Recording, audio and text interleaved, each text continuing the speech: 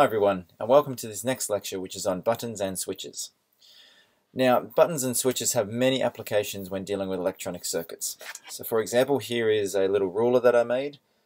This ruler here has all these LEDs, and we'll be talking about some of this stuff a little bit later, for example LEDs, but it has all these buttons, and as you press the buttons, the LEDs start to do various functions. So we have these push buttons in that case. You may remember from the 1980s and 90s Nintendo Game Boy, we've got buttons here to make the games actually work. Even on your mobile phones, you've got buttons here on your mobile phones.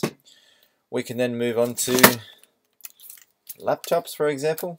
So all these buttons down here, you've even got some slide switches to turn the thing on. The multimeter, you may notice, has some switches and buttons on it. So as we flick this switch around, it selects different functions. A whole heap of applications for our different buttons and switches. Have a look at this page. So you can see in the background there I've got a old Nintendo Entertainment System controller, so those buttons are what's used to control the game. We've got these little buttons which I'd use in various projects. We've got a couple of slide switches here. So the slide switches, as they sound, you slide it across to actually change certain things, to turn things on. We've got rocker switches like this one, so it actually rocks back and forth to switch things on and off. We've got push buttons, and then we've got toggle switches like this one. You toggle it up and down to turn things on and off. So there are lots of different varieties of switches, and we'll have a look at a few examples of where we'd actually use these things. But first, some terms. So look at this top left one.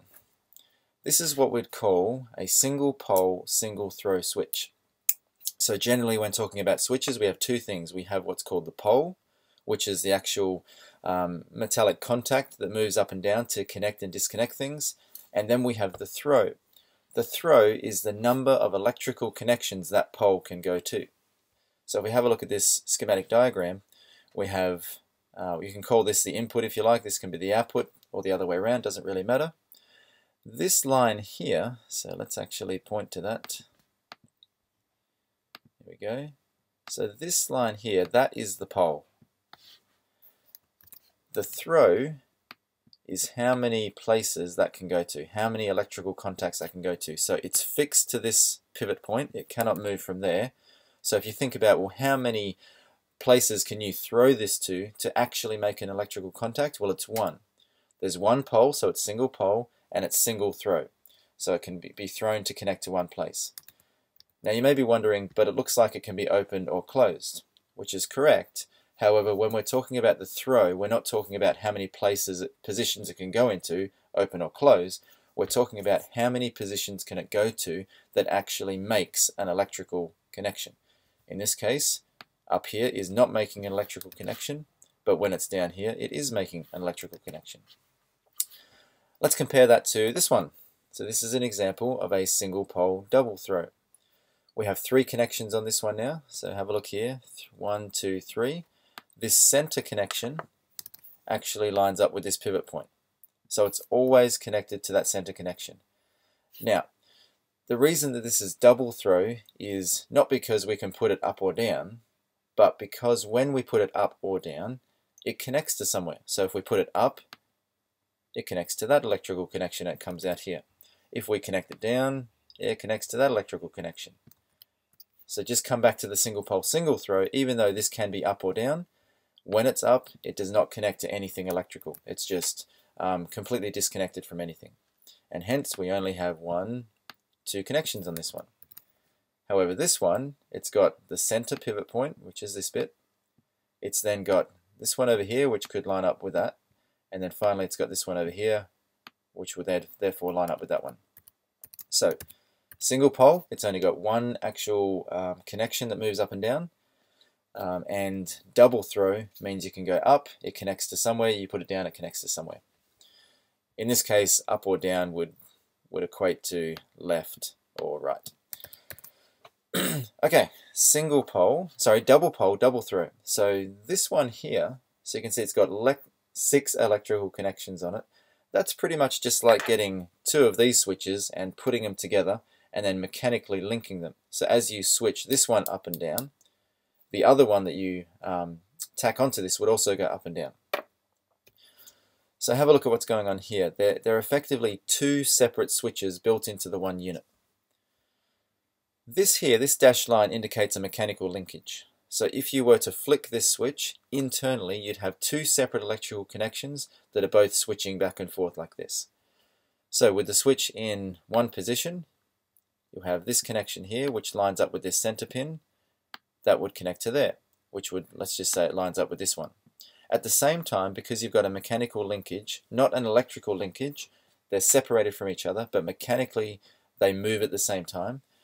This connection here lines up with this other middle connection, and when it's in the up position, that one there represents this one here. And I'll show you some examples of where we use these. If we were to flick it to the down position like this, they would both move down because it's mechanically linked, so they were both up, now they're both going to be down. Now this center pin connects to this one, which lines up with here, and this center pin down the bottom here lines up with this one, which is like that one there. Let's get rid of that. Now we have some push buttons. When we're dealing with push buttons, we generally call them NO for normally open, or NC normally closed. So this one here is an example of a normally open switch. It has two contacts, as you can see here, 1 and 2. Normally open means when nothing is pressing it, it is an open circuit.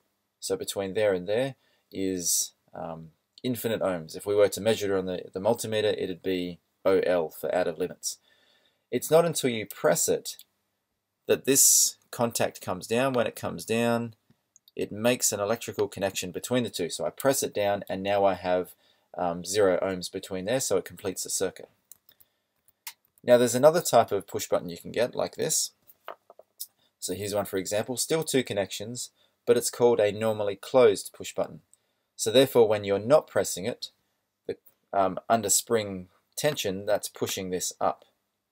If it's pushing that up, it's making the electrical connection. So when it's not pushed, it's 0 ohms between those two. So the circuit is normally operating when it's not pushed. When you do press it down, we actually push this down, overcoming that spring pressure, and you open the circuit by pressing it down. And again, we'll have a look at where this comes in handy. So let's have a look at a few examples. So single pole, single throw, that's like this one with the two connections.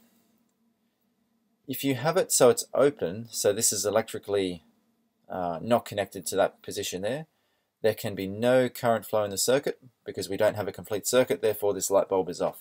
But if we were to flick this to this position, these two are now connected together. So look over this right hand side. We'd now call that a closed circuit between there and there. And now we have a complete circuit for electrons to flow through to turn on that light bulb. So it's just a basic on-off switch when we're talking about single pole, single throw. What about single pole, double throw? So that's this one here. So now you've got the two positions, however, each position has an electrical connection. Look at this first position. So when the switch is in this position over here, we have a resistor that goes in series with this light bulb. So we have electrons flowing through the light bulb up to the right of the switch, up through the 10 ohm resistor, across to the positive. So it doesn't actually turn it off. What it does is it causes those electrons to have to go through not only the 10 ohm resistance of the light bulb, but also the 10 ohm resistance of the resistor that's in series. Therefore, total resistance is 20 ohms, and with a 10 volt power supply we get half an amp. However, if we were to move that switch to the left hand side, I'd call that, or I'd label that on the switch the bright position. If you have a look now, the electrons come down through the light bulb, they go across to the left, and there's no other resistor in series. Therefore, the total resistance is now 10 ohms. It's half of what we had before. Basing it on 10 volts, we now get twice as much current, 10 amps. Hopefully you can see that if we've got twice as much current, that light bulb would be much brighter. So we can use one of these for a bright dim switch. One position, you have the resistor in series, it's dim. The other position, there's no resistor, it's a short circuit, so it's bright. Okay, what about double pole double throw? So that's one of these guys. That's where we have effectively two of these switches built into the one circuit, and they're electrically not connected to each other, but mechanically they are. So when you switch this switch, it flicks both of them together. Now a good example of this is where you have something like a CD and a radio. So sometimes you want to listen to the CD audio, sometimes you want to listen to the radio audio. Something else you may not have known is generally we have the left and right channels with our audio. So I was looking for a speaker or something over here. However, I don't have one. Oh wait, here we go. Let's go with this. So here's a good example, some earphones. So here's my earphones. This one is the left channel, this one's the right channel. So different audio information goes to the various sides. So if we want to listen to CD, we'd flick this switch to one position. If we have a look, the left audio, I'm just going to change color here, make this a little bit bigger. The left audio is going to come through here. This switch is in the up position, so therefore it goes through to the speaker, and we're listening to the left audio of the CD through that speaker. The right channel, so the right audio, comes through to the right speaker, so we're listening to that. So left and right, we're listening to the CD. If we were to flick this switch down, so this goes to that position at the same time because they're mechanically linked, that one goes to the down position. Now the CD is completely disconnected, and in fact I guess I should do that. Let's disconnect that. There we go. And, oh, didn't do a good job there, did I? There we go. And this would come down here like that. And now I just have to bring this guy back up. There we go. So that's what it looks like. We've flicked it to the down position. Now if we trace it through, the radio left channel or left audio goes to the left speaker, and the radio right audio goes to the right channel. So for this one we've got two separate circuits. We don't want to mix the left and right together, but mechanically we want them to switch both at the same time. So that's where a double pole, double throw comes in handy. Now after I've done that, I just realized that I'd already drawn this circuit up in the other position on the other side. So we could have just looked over here to show you that when this is in the down position, the CD audio is disconnected, but the radio audio comes through. Okay, good. This one, a push button. So this is the normally open. So when it's not pressed, it's an open circuit, it's not doing anything. So it's like a doorbell. If that's open, you can see we're not going to have any electrons flowing through the circuit, so the doorbell is not doing anything, making no noise. Someone comes along, they want you to open the door, they press the button, it completes the circuit, the doorbell then goes ding dong, or whatever sound your doorbell makes. That's it for the doorbell. That's a pretty simple one. Now, normally closed. If you think of your fridge, so this one here, have a look at the fridge door over this side. If the fridge door is open, we're not pressing on this button, therefore under spring tension it pushes the button back up and it completes the circuit. So when you open the fridge door, we want the light to come on, and that's what's going to happen with this circuit. However, you close the fridge, it pushes on the button. When it pushes on the button, it actually disconnects the circuit and the fridge light goes off. So that's a whole heap of examples of where we use these buttons. Alright, so let's just finish off this video by showing you the internal workings of a couple of switches. We'll start with this button. So it's a normally open button. So the connections between there and there are disconnected until you press the button. So to open this one up, I'm going to grab my screwdriver, clip that one, and just be careful here. There we go, we'll clip that one. So there should be a spring in there. Oh, there it is. Let's get rid of the spring. So first of all, let's look at the metal contacts. These are the ones that you would actually solder into your circuit, and they just come straight through the other side there like that. So they're normally disconnected. However, you can see here when I push this up and down, there's a metal pole that just goes straight through the middle there. So when we actually push this up, it's going to connect these two together via that metal pole. Of course, if we didn't have the spring in there, it wouldn't actually spring up and down for us.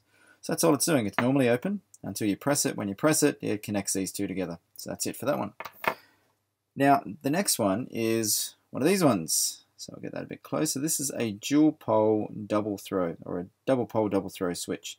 So I've already started to open it up a bit, but I just wanted to show you that this section of 3 is separate to this section of 3. They're mechanically linked, so when we flick this back and forth, both of them will actually switch over, but electrically they're not connected at all. So let's open this one up.